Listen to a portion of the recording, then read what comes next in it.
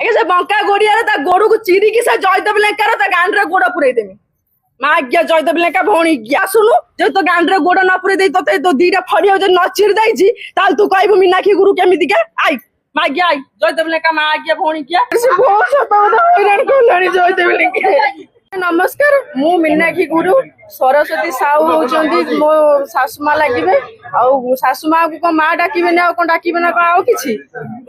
ଜୟଦେବ ଲେଙ୍କା ସିଏ ହଉଛି ବାର ମତେ ଆଗରୁ ବି ଧମକ ଦେଇଛନ୍ତି କି ତୁ ଯଦି ମତେ ମ୍ୟାରେଜ ନ କରିବୁ ତତେ ମୁଁ ଏସିଡ୍ ଢାଳି ଦେମି କିରୋସିନ ଢାଳି ଦେମି ରାସ୍ତାଘାଟରେ ଚଲେଇ ଦେମିନି। ମୁଁ ସରସ୍ୱତୀ ସାହୁଙ୍କର ପୁଅଙ୍କୁ ତାଙ୍କୁ ରଞ୍ଜିତ ସାହୁଙ୍କୁ ମୁଁ ମ୍ୟାରେଜ କରିଛି ଆଜିକି 15 ଦିନ ହେଲା। ସିଏ ଦେଖିକି ଆମ ଭିଡିଓ ଦେଖିକି କୋଉଠି ଫଟୋ ପାଇକି ମିଛରେ ଆମକୁ କହୁଛନ୍ତି ଯେ କି ସରସ୍ୱତୀ ସାହୁଙ୍କ ଝିଅ ମୁଁ ମା ପୁଅ ମିଶିକିନା ଆଉ ହଉଛି କଣ ତ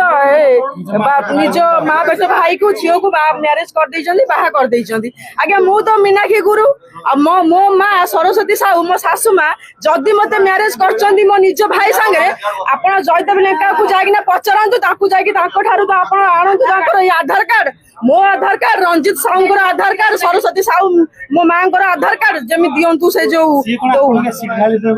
ଆଜ୍ଞା କହିଥିଲେ ଯଦି ତୁ ମତେ ମ୍ୟାରେଜ ନ କରିବୁ ତତେ ମୁଁ ଭଲ ପାଉଛି ସେଇ ଯୋଉ ଜୟଦେବ ଲେଙ୍କା ସେ କେମ୍ପା ଗୁଡିଆ କହିଥିଲା ସେ କେମ୍ପା ଗୁଡିଆ ଗୁଡି ଘୋଷାଡିକି ଆଣନ୍ତୁ ନହେଲେ ଆମେ ନିଜେ ସେ କେମ୍ପା ଗୁଡିଆକୁ ଆଣିକି ବାଡେଇମୁ ବସିକିନା ନହେଲେ ଯଦି ବି ନ ଆଣିବୁ ଥାନା ବାଲା ଆମେ ଥାନା ଦ୍ୱାରସ୍ଥ ହେଇଛୁ। ଆମକୁ ଜୟଦେବ ଲେଙ୍କା ଦରକାର ଆମକୁ ନ୍ୟାୟ ଦରକାର। ଆଜ୍ଞା ଆଜ୍ଞା ଆଜ୍ଞା ନାଇଁ ଲଭ ଚାଲୁନଥିଲା ସିଏ ମୋ ପଛରେ ପଡିଥିଲା ଜୟଦେବ ଲେଙ୍କା ମୁଁ ମୀନାକ୍ଷୀ ଗୁରୁ ଧର୍ମସଭାରେ ଦେଖିଥିଲେ କୁଆଖିଆ ଧର୍ମସଭା। ଆଜ୍ଞା ଶତ୍ରୁତା କିଛି ବି ନାହିଁ ଆକ୍ଚୁଆଲି ଯେତେବେଳେ ସେ ମୋ ପଛରେ ପଡିଥିଲେ ସେତିକା ବେଳେ ମୁଁ ଆମର ଯୋଉ ଦେଖା ହେଇଥିଲା କୋଉଠି ଧର୍ମସଭାରେ ଦେଖା ହେଇଥିଲା ସେ ମତେ କହିଲା ତୁ ମତେ ମ୍ୟାରେଜ କର ଆଉ ଯଦି ମୁଁ ନ ମାନିଲି ସେ କଣ କଲେ ନା ମତେ ଏମିତି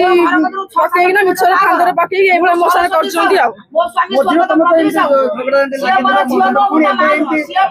ଆଜ୍ଞା ମଝିରେ ଯୋଉ ଝଗଡା ଲାଗିଥିଲେ ସେଇ ଟାଇମରେ ସେ ହଉଛି ମୋର ଗୋଟେ ଅଲଗା ଗୋଟେ ପୁରୁଷ ସାଙ୍ଗରେ ମିଛରେ ଏଡିଟିଂ କରି ଗୋଟେ ଫଟୋ ଛାଡି ଦେଇଥିଲେ ଗୋଟେ ନଙ୍ଗଳା ଫଟୋ ମୋର। ମୁଁ ଚାହୁଁଛି ଯେ ମତେ ନ୍ୟାୟ ଦରକାର କାହିଁକିନା ସେ ମିଛରେ ବଦନାମ କରିଛି ରାସ୍ତାଘାଟରେ ମୁହଁ ଟେକି ଚାଲି ହଉନି ଆଜ୍ଞା ମୁଁ ଏତିକି ଅନୁରୋଧ କରୁଛି ଆମ ଯୋଉ ଥାନା ମହାଶୟ ଅନୁରୋଧ କରୁଛି ଆମକୁ ନ୍ୟାୟ ଦରକାର। ସେ ବହୁତ ହଇରାଣ କଲାଣି ଜୟଦେବ ଲେଙ୍କା।